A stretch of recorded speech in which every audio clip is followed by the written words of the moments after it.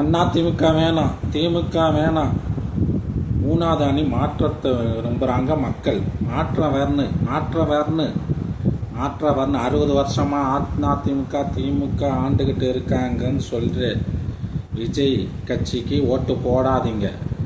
விஜய் தகுதியானவரா? மாற்றத்தை உண்டாக்குவாரா? வேட்பாளர்கள்லாம் சரியானவங்களா? ஊழல் இல்லாமல் இருப்பாங்களா? இருக்க மாட்டாங்க. மாற்றம் எதிர்பார்க்கலாம்.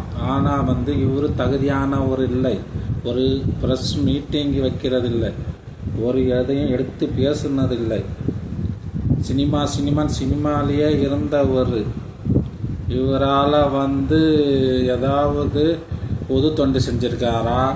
கொரோனா காலத்தில் மக்களுக்கு பொது தொண்டு செஞ்சுருக்காரா? சினிமா மோகத்தில் பெண்கள் கூட்டம் அதிகம் இருக்கு, நாங்கள் விசிலுக்கு போடுவோம், அதுக்கு போய் சின்னது ஃபஸ்ட்டு மாற்றத்தை விரும்புகிறாங்க. மாற்றி இருக்காங்கன்னு சொல்கிறாங்க. மாற்றத்துக்கு இவர் எப்படி இருக்கிறாரு? மக்களோட மக்களாக நடைப்பயணம் செய்கிறாரா? மக்களுக்காக வேண்டி இவர் அதிமுகவை பற்றி ஏதாவது பேசுகிறாரா? பிஜேபி கண்டா வாயை மூடிக்கிறாரு. இதை மாதிரி போய்கொண்டு இருக்கிறாரு.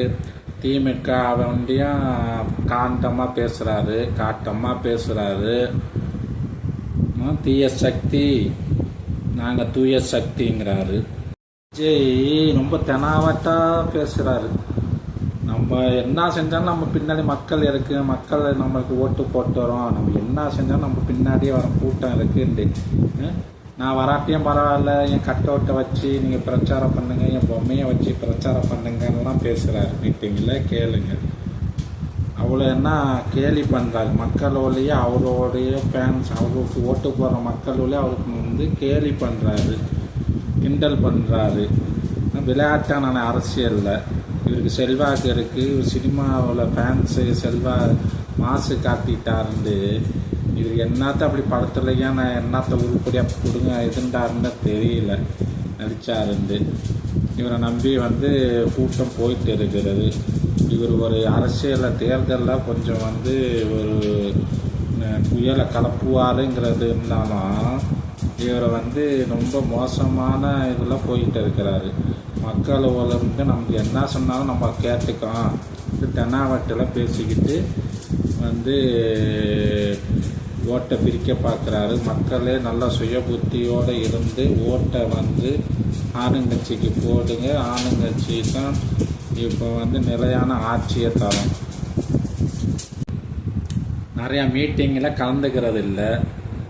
ஒரு அறிக்கை விடும்போது ஒரு அறிக்கை ஹோட்டலில் ஸ்டார் ஹோட்டலில் உட்காந்துக்கிட்டு பத்திரிகையாளர்களை உள்ளே விடல. பத்திரிகையாளர்கிட்ட நீங்கள் உங்களுடைய செயல்பாடை சொன்னால் தானே, உங்களோட கொள்கையை சொன்னால் தானே பத்திரிகையாளர்கள் ப்ரெஸ் மீட்டிங்க அதை பப்ளிக் படுத்துவாங்க. சரியான கட்டமைப்பு இல்லை. மாற்றம் தேவை. ஒரு புதிய கட்சி விஜயகாந்த் இருந்தார், மாற்றம் தேவைன்னு விரும்பின மாதிரியே நீங்கள் விஜயை நினைக்காதீங்க. விஜயகாந்த் ஒரு தந்திரமான அரசியல்வாதி, சாணக்கியர். விஜயகாந்தோட ஒப்பிட்டு பார்க்கானுங்க. இவருக்கு சினிமா செல்வாக்கு விஜயகாந்தோட இருக்கலாம்.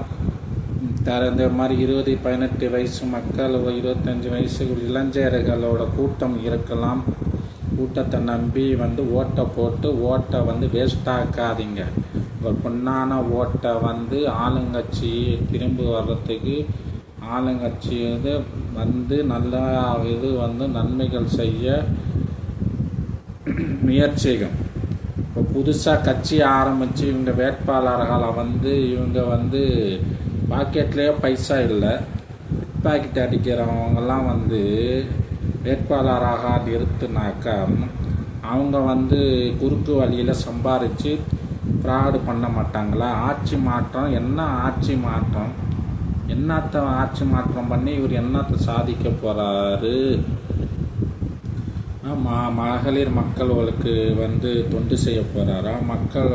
மகளிர்களுக்காக வேண்டி ஏதாவது அறிக்கை சொல்லியிருக்கிறாரா? மகளிருக்காக வேண்டி ஒரு இதமே சொல்லலை. மோதிரம் போடுறேன், இலவசம் வேண்டாம், இலவசம் கொடுக்குது திமுக அதிமுக அரசில், நாங்கள் இலவசமே கொடுக்க மாட்டோன்றவர் இப்போ வந்து 1 பவுன் மோதிரம் எவ்வளோ, 1,20,000 1 பவுன் மோதிரம் போடுவார் அவர். இது மோசமான விளைவுகள் தான் சந்திக்கணும். இந்த ஓட்டுலேயே இவர் 8% வாங்கிட்டாரு, 12% வாங்கிட்டாருன்ட்டு அடுத்த வருஷம் காணாமல் அடிச்சிருன்னு. அடுத்த வருஷம் இவரை மாதிரி ஆளெல்லாம் வந்து கமலஹாசன் கட்சியை விட்டுட்டு இதை மாதிரி அண்டிக்கிட்ட மாதிரி எங்கேயாச்சும் கட்சி இந்த கார்த்திகை அந்த சரத்து இந்த மாதிரி அண்டிக்க வேண்டியதுதான் இவர் கூட்டணியில். இது என்னுடைய கருத்து.